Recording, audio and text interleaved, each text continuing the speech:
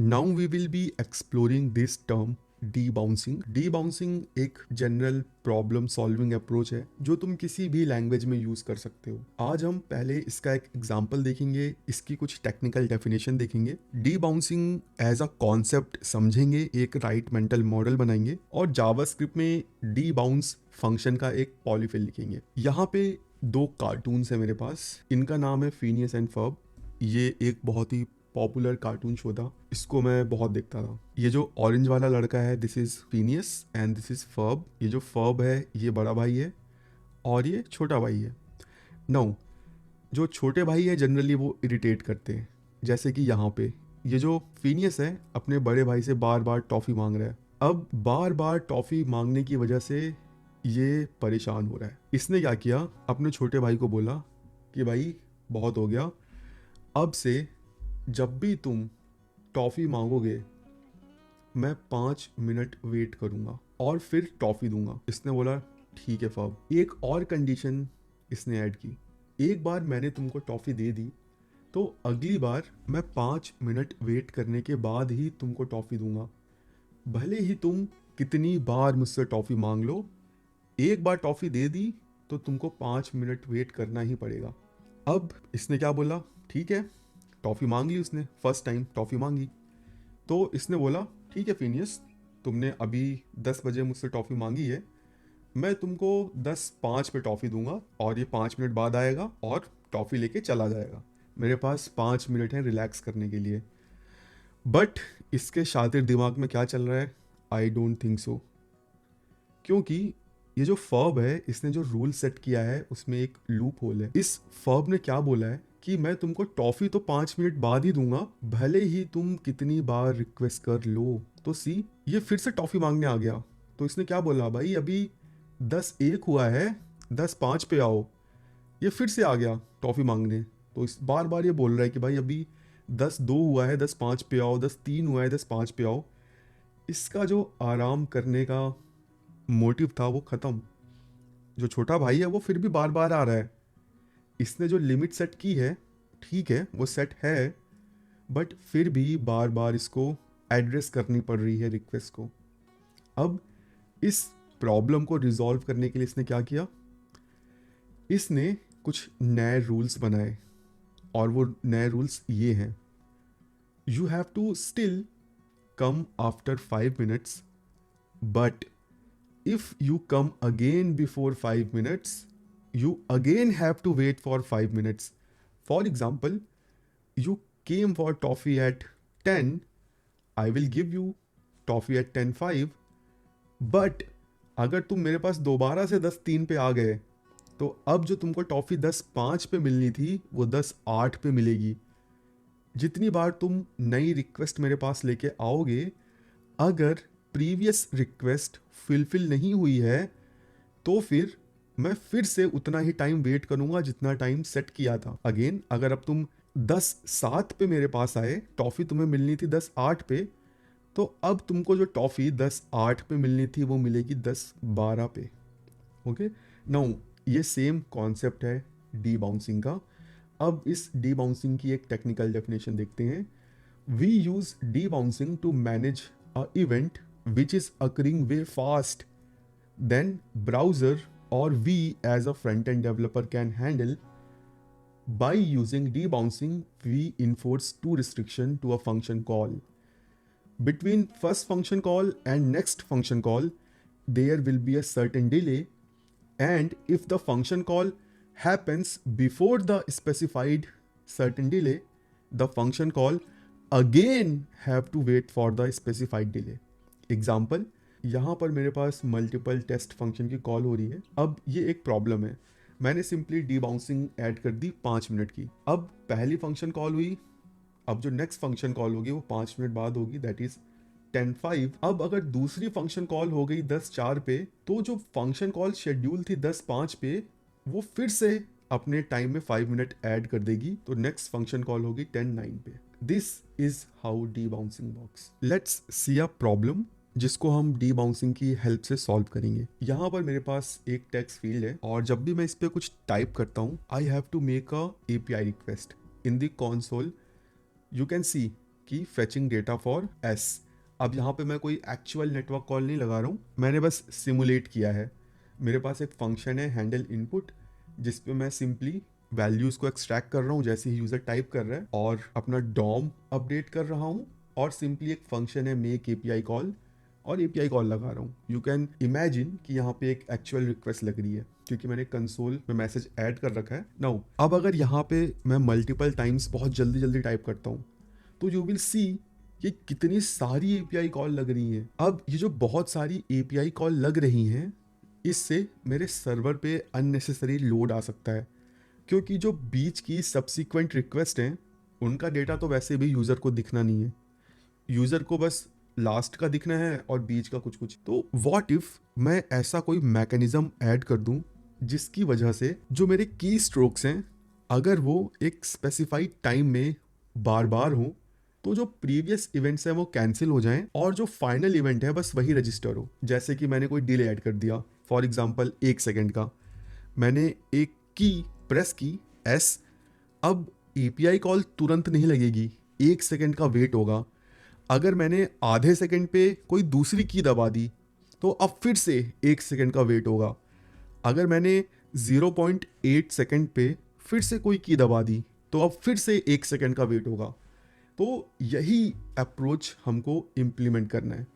अब ये same approach है डी बाउंसिंग का। Now let's write polyfill for D bounce function.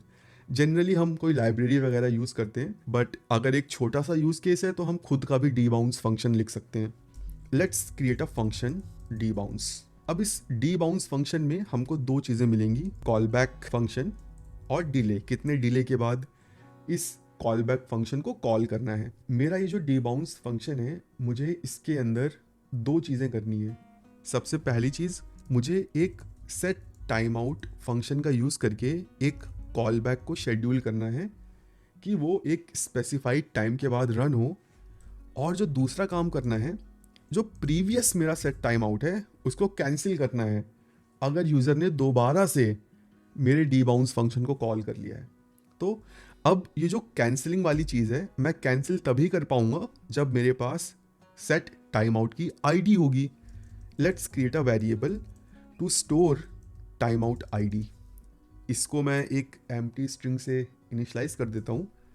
D bounce function एक फंक्शन रिटर्न करता है, ठीक है, और इसी फंक्शन को हमें कॉल करना होता है instead of our original function, क्योंकि हम अपने ओरिजिनल फंक्शन को डी बाउंस करते हैं। ओरिजिनल फंक्शन में एक्स्ट्रा फंक्शनैलिटी ऐड करते हैं। पहले फंक्शन बना लेते हैं, फिर देखेंगे कैसे हम इसको यूज़ कर सकते हैं।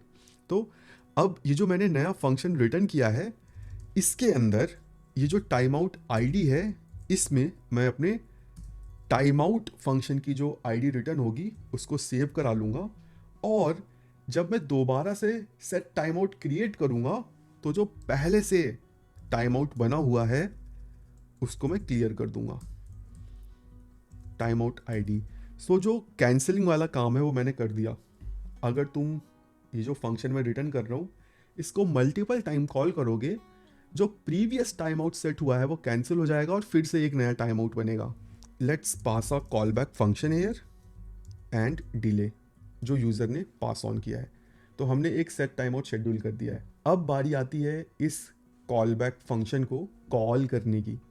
Well, so what we can do inside this function जो हमने सेट टाइम आउट के अंदर पास किया है, we can call directly callback fn, और we can receive some args अगर यूज़र पास करता है, और we can spread it out here. अब ये जो कोड है कंप्लीट नहीं है, यहाँ पे जो दिस की बाइंडिंग है वो अभी बची हुई है। बेसिकली ये जो फंक्शन मैंने रिटर्न किया है, यूज़र इसको एक ऑब्जेक्ट पे भी कॉल कर सकता है। उस केस में क्या होगा, मेरी दिस की वैल्यू लॉस्ट हो जाएगी क्योंकि मैंने सेट टाइम आउट में as a call back function pass किया है। Now I have to also preserve the value of this. तो उसके लिए जो फंक्शन मैंने रिटर्न किया है, यहाँ पे जो दिस है उसको मैं एक वेरिएबल में रख लूँगा like this, and instead of directly calling my call back function I will use apply, so that मैं कस्टम दिस के साथ इसको कॉल कर पाऊँ। सेल्फ एंड दिस आर्ग्स अब मुझे इसे स्प्रेड करने की ज़रूरत नहीं है क्योंकि apply function arguments as a array expect करता है। Now this function will work in most of the cases. यही है debounce फंक्शन का पॉलीफिल, और यहाँ पे हमने दोनों कंडीशन को मेट कर दिया है। पहली कंडीशन, एक सेट टाइम आउट शेड्यूल कर दो, स्पेसिफाइड डिले के बाद फंक्शन को कॉल करो। सेकेंड रिक्वायरमेंट, अगर फंक्शन कॉल दोबारा होती है जो प्रीवियस टाइम आउट है उसको कैंसिल आउट कर दो। ठीक है, तो हमारा debounce फंक्शन रेडी है। अब इसको यूज़ कैसे करना है? जिस भी फंक्शन को मुझे डिले के बाद कॉल करना है उसको मुझे debounce फंक्शन में कॉल करना पड़ेगा। सी कुछ ऐसे, const debounced API call fn equal to debounce make API call for, और मेरा डिले मैं 500 पास कर देता हूँ फॉर नाउ। ठीक है, अब ये जो debounce API कॉल फंक्शन है मुझे इसको यूज़ करना है instead of this make API call for. और तुमको ये भी मेक श्योर करना है कि ये एक ही बार बने। बार बार तुम debounce फंक्शन बनाओगे तो ये काम नहीं करेगा, ये बस एक ही बार बने। तो मुझे इसे मूव करना पड़ेगा हैंडल इनपुट के ऊपर, बिकॉज मैंने const यूज़ किया है। और अब instead of this make API call I will use my debounced function. Let's refresh, let's type something. अभी यहाँ पे ये वैल्यू वाला लॉग आ रहा है, let me comment it out so that हम अपने API वाले लॉग को देख सकें जो हमने मेक API कॉल फॉर में ऐड किया है। Let's refresh and now you will see कि अब कोई भी API कॉल नहीं लग रही है। जब मैं टाइप करना छोड़ूंगा तब एक फाइनल कॉल लगेगी। लेट्स सी जो हमने पढ़ा है इन एक्शन। जो टाइम है इसको मैं कर देता हूँ 2 seconds. Let's refresh, let's type something and let's quickly type something, let's quickly type. See कभी भी API कॉल नहीं लग रही है क्योंकि मैं प्रीवियस जो फंक्शन शेड्यूल्ड है उसको कैंसिल आउट कर रहा हूँ। जब तक नेक्स्ट और प्रीवियस के बीच का गैप 2 सेकंड नहीं होगा API कॉल लगेगी ही नहीं। रुक जाता हूँ मैं अब। See this is how debounce function works. Let me add one more thing here. ये मिस्टेक कई लोग करते हैं। बेसिकली सी, जो भी चीज़ हम debounce करते हैं ना वो एक लो प्रायोरिटी की चीज़ होती है। अब कौन सी चीज़ लो प्रायोरिटी की चीज़ होती है? वेल, यूज़र इंटरेक्शन के अलावा हर चीज़ लो प्रायोरिटी है। यहाँ पे मैं इस सर्च फील्ड से जो इंटरेक्शन कर रहा हूँ that is a high priority task. जो API कॉल लग रही है वो एक लो प्रायोरिटी काम है। ये जो सर्च टर्म अपडेट हो रहा है this is a low priority update. जो ये इंटरेक्शन है मैं इसको कभी debounce नहीं करता हूँ। लोग क्या करते हैं कि वो टेक्स्ट फील्ड के अपडेट को भी debounce कर देते हैं। That's a wrong thing. तो जब भी तुम चीज़ों को debounce करो फर्स्ट एनालाइज कि debounce करना क्या चाहिए। सब कुछ नहीं debounce करते हैं।